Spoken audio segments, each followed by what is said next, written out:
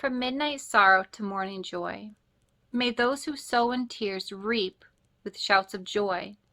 Those who go out weeping, bearing the seed for sowing, shall come home with shouts of joy, carrying their sheaves.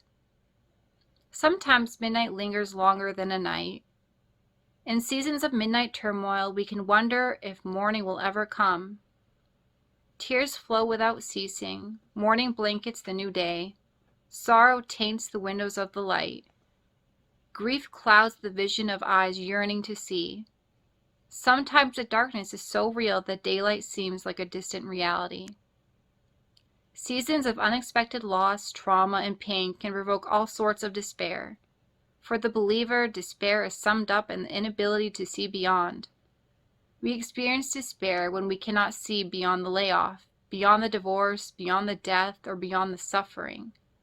When we cannot see beyond what is in front of us, we risk losing hope in the promise of redemption. God's divine redemption is built on the premise that everything lost can be regained, sometimes in even greater measure.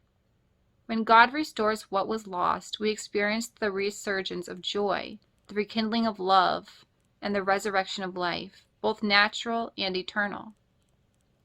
God's redemption is a reminder that the Spirit of Him who raised Jesus from the dead dwells in you. If God is able to restore and redeem anything that we consider loss, then there is no such thing as empty suffering. When Christ, even our suffering is redeemed, giving us hope that there are new roads waiting at the end of every dead end. Perhaps this is why the psalmist sang that we can enter in sorrow and depart in joy. Through the lens of divine redemption, the tears we sow can indeed reap shouts of joy. What would it look like for you to embrace your loss and lean into God's redemption? While everything within you tries to push away the pain, the Holy Spirit lives, invites us to draw it in. Those who bring their tears into God's presence make room for the joy that is promised ahead. Holy God, teach us to embrace our tears with hopeful expectation. May our moments of sorrow reap immeasurable joy, both now and in the seasons to come.